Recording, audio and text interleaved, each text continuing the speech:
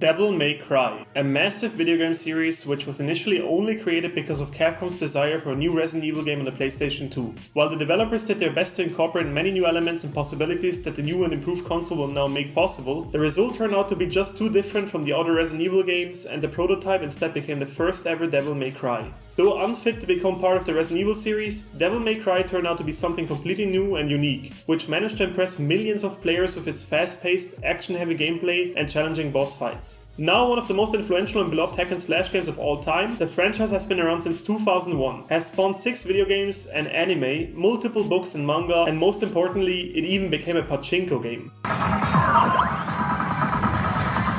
What took you so long? Eat this! The series managed to establish itself not only through its fluent gameplay and beautiful visuals for the time, but also through iconic and memorable characters that quickly turned into beloved staples of the series. Whether you played through the older titles and learned about the struggles of Dante throughout different stages of his life, or instead took control of newcomer Nero, who is still trying to earn his stripes as a devil hunter, the games are incredibly fun and the gameplay is very intuitive. While it's easy to figure out the basic mechanic and controls, the combat system in the Devil May Cry series is extremely elaborate, including different melee and ranged weapons, combat stances, and hundreds of different combos, which you can use to absolutely demolish your enemies in whichever way you deem to be the most fitting to your preferences. And while the games mostly did deliver top-notch content, the Devil May Cry series did certainly have moments where it hit rock bottom too. Thankfully, the series' most recent release, Devil May Cry 5, was another fantastic addition to the franchise, pleasing long-term fans as well as newcomers by continuing the original series despite an attempted reboot, and adding many new elements to it to keep things fresh and innovative. Though the games are difficult in their own right and will pose a challenge in and of themselves to many players, the implemented achievements in these games are truly in a league of their own, and that's what we're gonna look at today. Hey friends, I hope you're all doing well and you're ready for another video, where we examine the rarest achievements of different video game series. Today we'll be looking at Devil May Cry. To figure out which part of DMC holds the absolutely rarest achievement in the entire series, we will rank the respective rarest achievement of each individual title in order of completion rate from most commonly achieved to least commonly achieved. And that way we will finally end up with the absolutely rarest achievement out of all of them. Note that we'll always look at the earliest released version of each game that came with implemented trophies, and also won't include any of the DLC that was released. So whether you're an absolute Devil May Cry fanatic that can string together endless combos and air juggle your enemies for minutes on end, or you're someone like me who is sweating every time he faces a boss on a harder difficulty, I'm guaranteed that you'll be surprised at some of the rankings and the incredible rarity of some of the achievements. Before we start though, I'd love for you to let me know what you think of the video down in the comments, and also let me know about your personal experience with the Devil May Cry series and its achievements. If you enjoy the content, consider liking the video and subscribing to the channel. And if you'd like to see more video game series in this format, we already have a playlist of them right here, where you can check out different video game series and their respective hardest achievement. Finally, with all that said, let's jump right into the video and figure out which of the Devil May Cry games holds the rarest achievement in the entire series. At rank 6, the very beginning of our list, we have Devil May Cry 3. And while the number at the end of the title might say 3, chronologically, the events in this part take place before all the other games, meaning that, at least for now, this is the youngest version of Dante and other key characters in the series that we've ever seen. Dante in Devil May Cry 3 is careless, cocky, and as mischievous as he can possibly get. And if you were a 13-year-old nerdy kid like me when the game first released, the half-naked, sword-swinging devil hunter was the very definition of the word cool. Next to hundreds of enemies and iconic bosses that you fight while you ascend a demonic tower, there's many different weapons that each introduce dozens of unique combos and can be paired up with each other, so that the possibilities of stylishly hacking away at your enemies become almost endless. Devil May Cry 3's combat system is incredibly fleshed out, adding multiple unique weapons and new enemies you could use them on. While those are all fantastic additions, the one thing that truly makes the game so magical is the introduction of one of the major villains, Virgil. Despite being Dante's twin, the two siblings could not be more different. Where Dante is loud, cocky and compassionate, Virgil is calm, collected and kills whoever stands in his way without a second thought. Due to their demon father, Dante and Virgil both possess superhuman powers. They both show incredible strength, speed, and have regenerative abilities. And while Dante is not interested in unlocking the demonic power slumbering inside him, Virgil on the other hand wants nothing else than to throw away the humanity that he still possesses and fully embrace his demonic side. This again highlights the contrast between the two brothers, and each and every time you encounter Virgil during the game and the twins inevitably fight, it is honestly just such a great experience.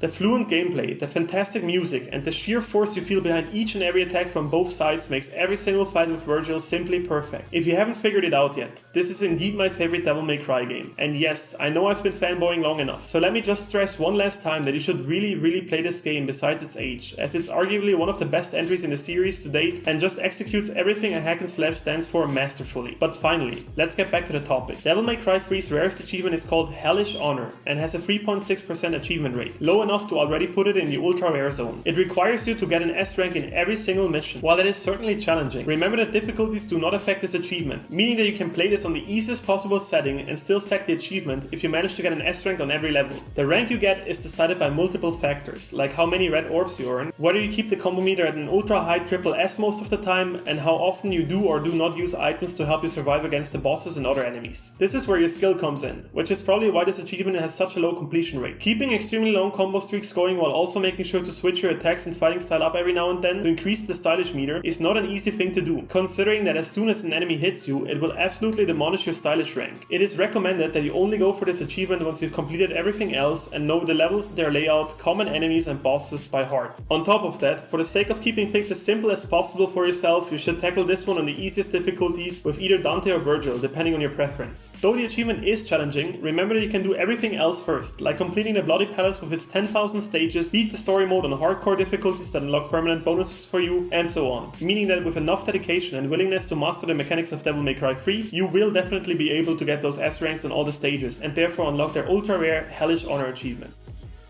Coming in at rank 5, we have Devil May Cry 2. Taking place sometime after the first part, our hero Dante runs into Lucia, the second playable character in this game, during one of his missions. The two eventually team up to fight Arius, head of a corrupt corporation called Ouroboros. Arius is trying to summon a demon called Argosax through relics which are hidden somewhere on the island the game takes place on. Dante once again has to kill hundreds of demons that are threatening mankind and eventually even goes to the demon world itself, where he has to face off against the ultimate evil Argosax, who his father fought centuries ago too. Gameplay wise, the focus is again on the fast-paced and action-heavy battles, changing things up with a specific command you could use to dodge enemy attacks or run along walls to navigate throughout the environment. On top of that, Devil May Cry 2 also introduced the ability to change your ranged weapons with a simple button click rather than having to go to the inventory to do so. Similar to every other title, there is once more an abundance of enemies you have to kill as you play through the different levels, which is usually topped off with a boss fight just before you finish the current stage. Next to Dante, who is back with his most iconic weapons and moves, you can also play as Lucia in this game, who offers a completely different fighting style than Dante does and consequently uses different weapons. Where Dante has his trusted pistols Ebony and Ivory, Lucia uses throwing daggers to effectively hurt enemies that are out of her reach. And while our protagonist still swings his huge sword Rebellion to cleave any demon who stands in his way, Lucia instead uses two cutlasses. Despite trying to implement new things and giving the audience a whole new character to play as, Devil May Cry 2 is by far the most hated title out of the entire series. Critics and fans alike were severely disappointed by the sequel to the beloved first game. Not only was the game far easier and shorter than the challenging first entry in the series, but the many changes to the combat mechanics were generally disliked, the camera was very clunky at times, and the goofy but likable Dante from part 1 I should have been the one to fill your dark soul with light! had turned into a shadow of himself, mostly appearing lifeless, cold and empty. Bosses that previously were something players truly looked forward to, with their unique design and behavior in combat, had become, well, extremely tanky attack helicopters that he could do nothing but shoot and occasionally swing at. Thankfully, the hardest achievement in Devil May Cry 2 has nothing to do with the main game itself. Instead, the over 9000 achievement wants you to pass 9000 floors in the Bloody Palace mode and has a completion rate of just 3.4%. While 9000 floors sounds like an insane number, you luckily won't have to do them one by one, but can instead choose between 3 different portals. One of them takes you up just 1 floor, the other one 10, and the last portal takes you a whole 100 floors higher. You will still have to beat at least 90 levels with this method, with the difficulty progressively getting harder and harder as you move up in the palace. But it sure beats tackling 9000 separate fights. People who have been through the Bloody Palace recommend stacking up on healing and Devil Trigger items before you even attempt this achievement, and urge you to use your Devil Trigger transformation wisely, as it can help you out tremendously while fighting challenging enemies. Honestly, the hardest thing about this achievement is probably the fact that it's quite grindy, is tied to a game that is generally really disliked and has controls that require a lot of getting used to, especially if you have previously experienced the other, much better titles. The fact that almost every fan of the Devil May Cry series will inform you that this part can and should be ignored is telling enough. So if you do go for this achievement, then I wish you the best of luck and hope you have something to keep you entertained while you face off against the true nemesis of this game, the attack helicopter.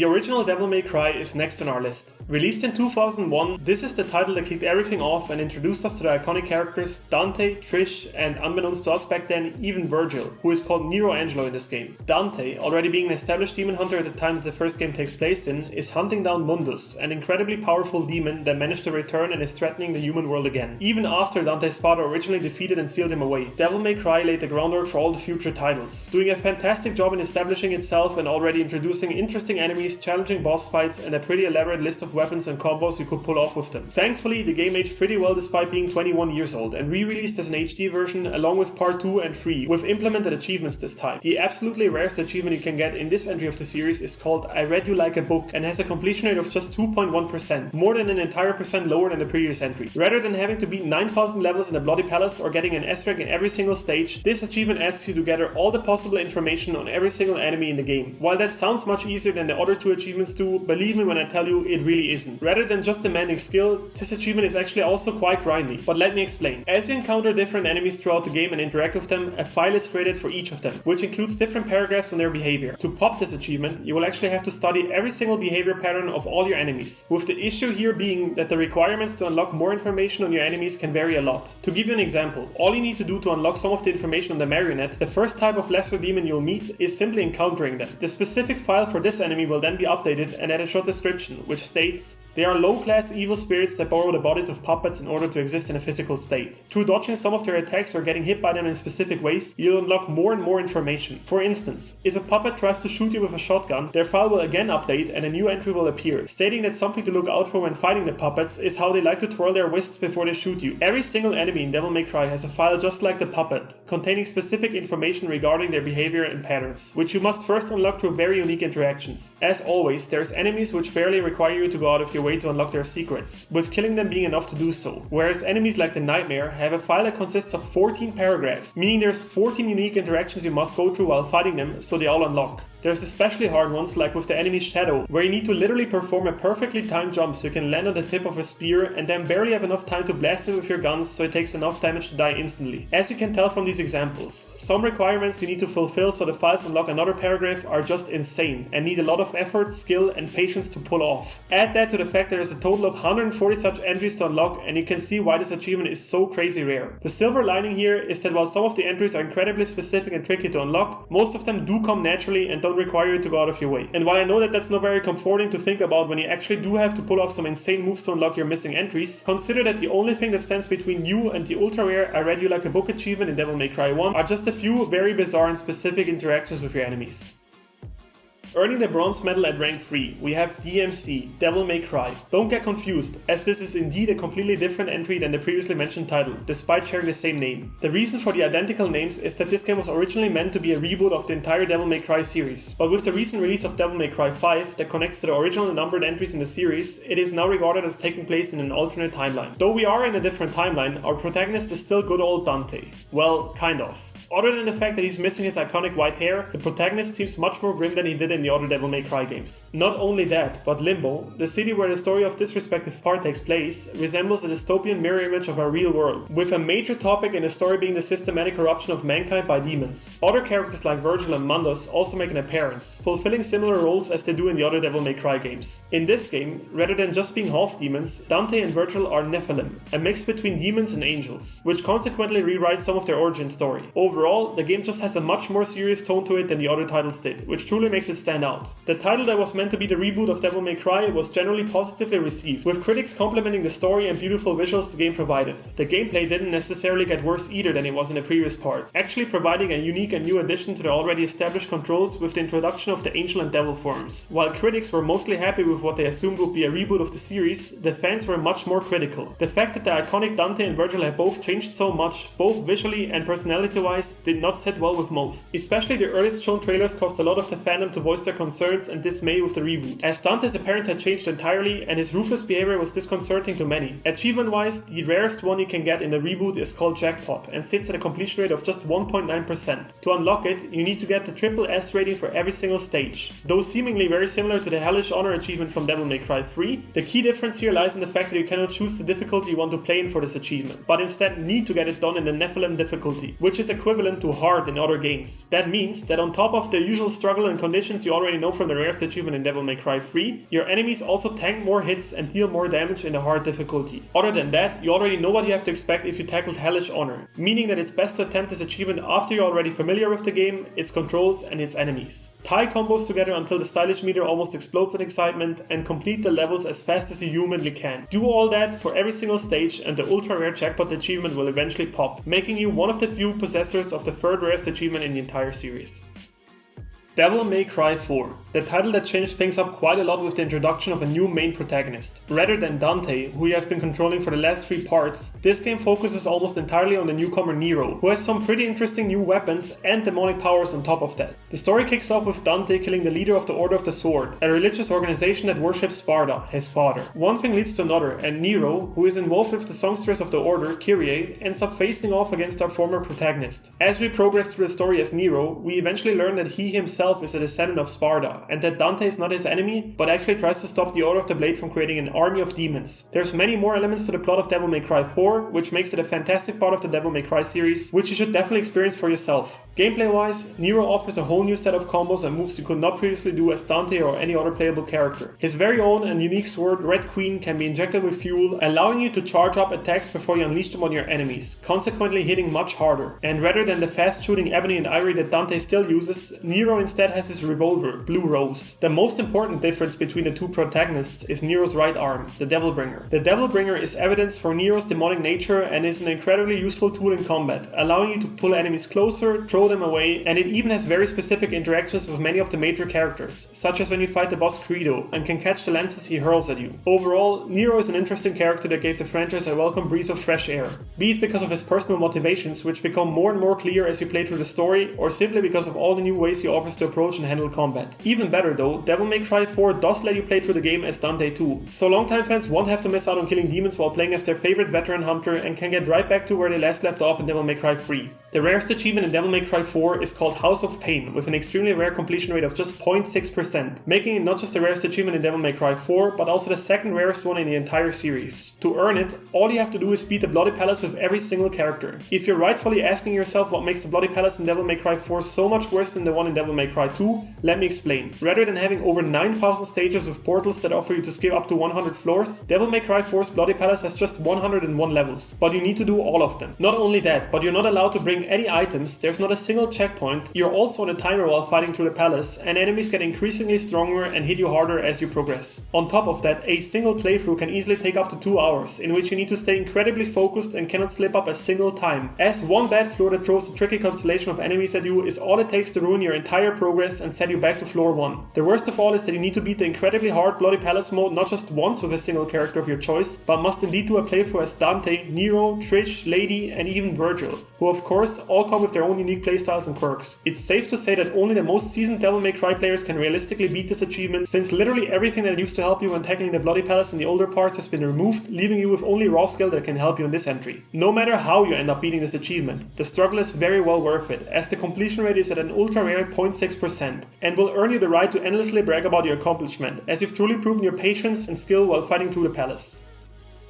Devil May Cry 5 takes the number 1 spot on this list. Since this title is still relatively new, I will do my best not to spoil anything and won't go deeply into the lore and events. But to summarize the very beginning, the story is once again centered around Nero, who gets attacked by a stranger, consequently losing his Devil Bringer. Not only that, but to make things worse, Urizen, an incredibly powerful demon, makes his appearance. Mankind is once again at the mercy of Devil Hunters Nero and Dante, who set out to destroy Urizen. Next to the two protagonists you already know from previous parts, there's again a completely new playable character. V, a mysterious stranger whose motivation to team up with Nero and Dante is unknown at first, again enriches the game with an incredibly unique playstyle. As opposed to using blades and guns like Dante and Nero do, V instead summons his very own demons, which help him in battle. Devil May Cry 5 is an incredibly beloved entry in the series, not only because it continued the previously established stories after the attempted reboot of the franchise, but also because it once again encapsulates everything that makes Devil May Cry a fantastic video game series. Smooth controls, fast-paced and action-heavy gameplay, an incredibly fun list of bosses you'll meet, and an enjoyable story all come together in this part of the series. Gameplay-wise, Devil May Cry 5 sticks to the usual combat controls you have come to know from the series, but still keeping things fresh with the addition of robotic arms you can equip Nero with that all have their special gimmicks and the completely new combat techniques that got introduced with the arrival of V.